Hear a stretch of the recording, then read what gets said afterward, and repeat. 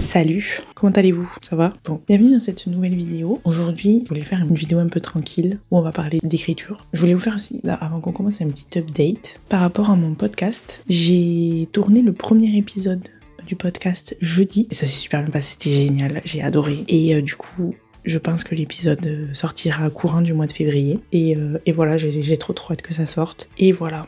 Bref, allez, on va passer à la vidéo. J'ai commencé l'écriture en septembre 2023, j'ai commencé à écrire vraiment. J'avais eu l'idée du roman en 2022. J'ai un peu regardé les conseils d'écriture, etc. J'ai suivi pas mal de comptes qui donnaient des conseils d'écriture et tout. Mais j'ai aussi, du coup, au fur et à mesure des mois, trouvé ce qui marchait pas pour moi, en fait. Et du coup, j'ai décidé de vous faire une vidéo pour un peu vous montrer. Parce qu'en fait, il y a énormément de conseils d'écriture qui existent sur les réseaux sociaux. On pullule de conseils d'écriture. Et ils ne marchent pas tous pour tout le monde. Chaque auteur trouve ses propres astuces. Avec l'expérience, ça vient avec le temps, ça vient à force d'écrire. Et là, ça fait 1 an et demi que j'écris, donc j'en suis encore qu'à mon premier roman, j'en suis encore à la phase réécriture, donc là je suis à ma 2e réécriture, donc c'est tout nouveau, je suis encore un bébé auteur quoi. Mais du coup j'avais quand même envie de vous faire une petite vidéo pour vous récapituler un peu les 5 choses qui fonctionnent pour moi et qui m'ont aidé et qui continuent de m'aider encore aujourd'hui dans mon écriture. Et voilà, donc c'est pas vraiment des conseils que je vous donne, mais si c'est un peu les 5 conseils que je donnerais à un auteur qui voudrait se lancer. Mais voilà, c'est chaque auteur fait comme il veut, chaque auteur trouve ses propres astuces, etc. Donc ne prenez pas mes conseils au pied de la lettre, mais voilà, c'est les choses qui ont fonctionné pour moi et du coup j'ai envie de vous en parler aujourd'hui, tout simplement. Après cette intro très longue, on y va.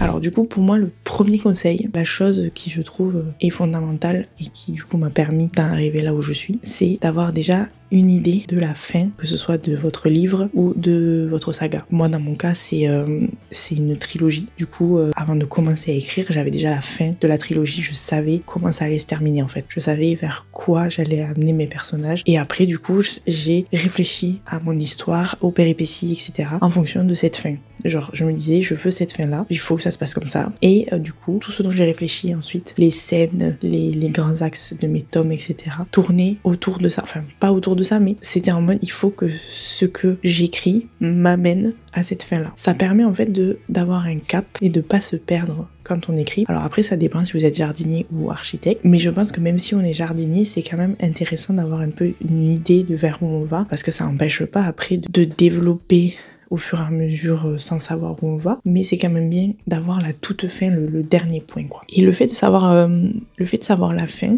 en fait, ça permet dans les coups de mou un peu, de se rappeler l'objectif. En fait, c'est ça, c'est un peu avoir l'objectif final et de pas l'oublier pour garder la motivation. Voilà. Donc pour moi, c'est primordial d'avoir une idée, même si on n'a pas exactement la fin, un peu la situation finale, même si elle pourra bouger, parce que tout peut tout le temps bouger, même si vous avez une idée, même si vous êtes architecte et que vous faites un plan, ça peut bouger, et ça risque de bouger. Mais c'est bien, c'est important pour moi d'avoir cette idée-là.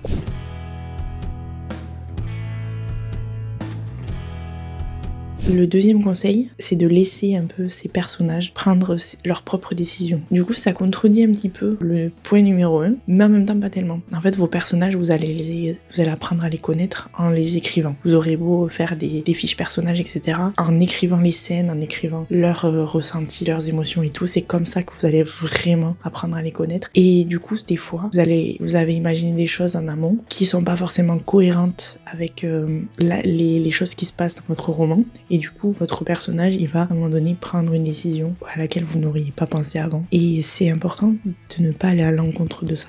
Il faut les laisser prendre leurs décisions. Il faut les laisser voguer tout seuls dans votre livre. Et en fait, c'est un accompagnement. Alors, ça peut paraître bizarre pour les personnes qui n'écrivent pas. Parce que les personnes qui n'écrivent pas, elles se disent, mais en fait, c'est bizarre. Ça sort de ta tête. Donc, c'est toi. C'est pas eux qui font. Enfin, c'est tes personnages, quoi. C'est toi qui les as inventés. Mais en fait, quand on crée un personnage, à un moment donné, il prend vie. C'est hyper perché. C'est vous qui le créez, mais en fait, vous lui donnez la vie.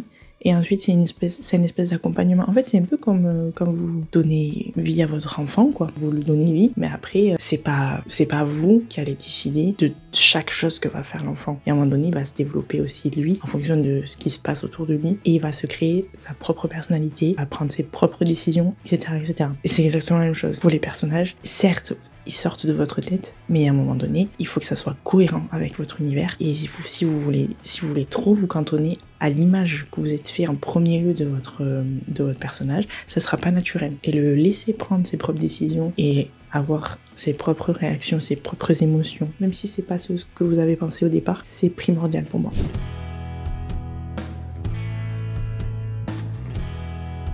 Ensuite, le numéro 3, ça rejoint un peu le numéro 2, c'est qu'il ne faut pas passer trop de temps sur votre world building. Donc là, c'est dans le cadre de la fantasy pour ce point-là. Fantasy ou science-fiction, enfin, les genres littéraires avec un gros world building, quoi, qui nécessite une création d'univers, etc. Et donc, faut pas passer trop de temps sur le world building. C'est bien de prendre des notes, d'avoir quand même une idée de votre univers avant de commencer à écrire, parce que quand même, c'est bien de savoir dans quoi vous vous lancez, et puis ça vous permet aussi d'être cohérent quand vous allez écrire, etc. Par contre, il ne faut pas y passer trop de temps, il faut le mettre en application assez rapidement pour savoir si ça fonctionne. Si vous imaginez un système de magie, il faut très vite le mettre en place, très vite commencer à écrire autour de ce système de magie pour savoir si ça fonctionne, si c'est cohérent avec votre histoire, avec vos personnages, etc. En fait, il faut que tout fonctionne ensemble. Vous allez créer un personnage, il doit être cohérent avec votre univers. Vous allez créer un univers, mais il faut que ce soit cohérent avec vos personnages. Il faut que tout fonctionne ensemble en harmonie. Vous imaginez un world building avant de commencer à écrire parce que c'est important, mais il faut très vite le mettre en application, voir si c'est cohérent, si ça fonctionne. Et en fait, le world building, vous allez le peaufiner au fur et à mesure de votre écriture. Pendant votre premier jet, vous allez réfléchir un peu plus au world building, peut-être rajouter des choses, peut-être en enlever, etc. Et après, vous peaufinerez tout ça pendant la réécriture, etc. Donc voilà.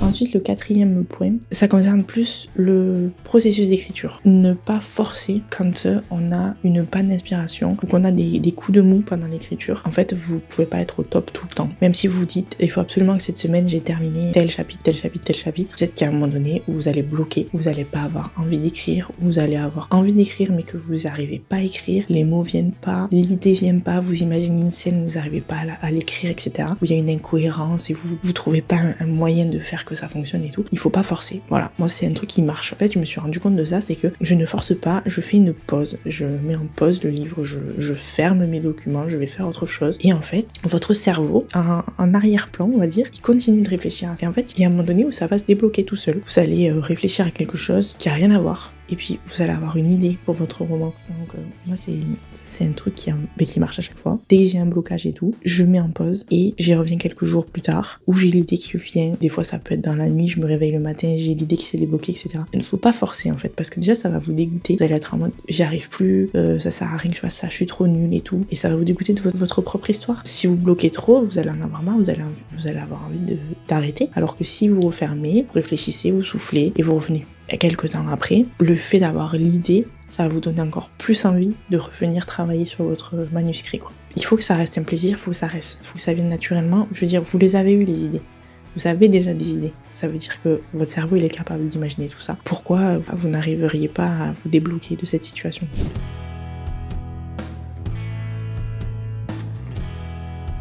Et ensuite, le dernier conseil, pareil, c'est un truc qui a fonctionné pour moi, je pense qu'il y a des gens qui vont pas être d'accord sur ce point-là, c'est de ne pas hésiter à faire lire son histoire avant qu'elle soit terminée, pendant l'écriture, à n'importe quel moment du processus d'écriture, ou alors, même si c'est pas faire lire, c'est parler de ses idées à quelqu'un, alors quelqu'un de confiance, parce que on sait jamais ce qui peut se passer, mais avoir quelqu'un qui peut vous aider, qui peut vous donner des clés, qui peut vous débloquer sur certaines choses et tout. Et du coup, moi je trouve que c'est trop important. Personnellement, j'avais des alpha lectrices pendant mon premier jet, donc elles m'ont aidé chacune d'une manière différente, elles m'ont apporté des idées dans les moments où j'étais bloquée, je pouvais leur demander, etc. Et ensuite, j'ai mes bêta lecteurs qui m'ont apporté énormément d'idées. Et en fait, ça m'a grave aidé, ça m'a grave débloqué sur certaines choses, ça m'a permis aussi de conforter certaines de mes idées, de me rassurer sur certains points, etc. Sans forcément que ça change l'histoire, que ça dénature le propos de base, etc. Voilà. Je trouve que c'est trop important de parler de ce que vous faites. En fait, d'avoir des gens qui sont pas dans votre tête et qui peuvent apporter leur point de vue sur des choses. Voilà. Donc après, il y a plein de gens qui aiment pas montrer ce qu'ils écrivent, qui préfèrent montrer une fois que c'est terminé. Mais moi je pense que c'est important d'avoir différents points de vue, surtout si à un moment donné vous avez un manque de confiance. Et je vois beaucoup de gens des fois sur les réseaux qui sont en mode je sais pas si mon histoire elle va plaire, enfin des choses comme ça, ils ont un petit peu peur.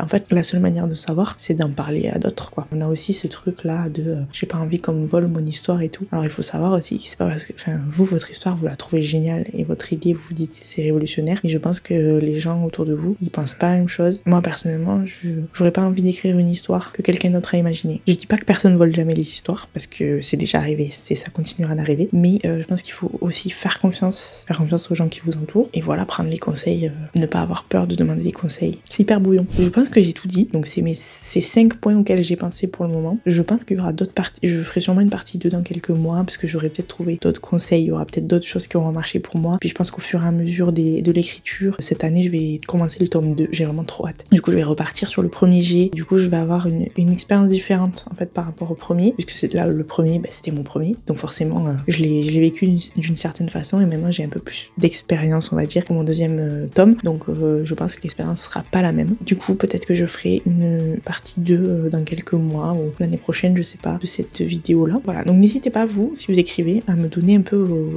les conseils que vous donneriez à quelqu'un qui commence à écrire, un peu les choses qui ont marché pour vous. Je suis super curieuse. Du coup merci d'être arrivé jusque là. Si vous avez regardé cette vidéo jusqu'au bout, un petit emoji livre dans votre commentaire me ferait super plaisir. Voilà, et moi je vous dis à la semaine prochaine. Alors je croise les doigts pour que cette vidéo sorte à l'heure parce que je la tourne vendredi pour qu'elle sorte dimanche. J'espère que j'aurai le temps de faire le montage. Du coup je vous dis à la semaine prochaine pour une nouvelle vidéo. Je sais pas ce que ça sera. En attendant, prenez soin de vous et lisez, écrivez et enjoy la vie quoi. Allez, bye.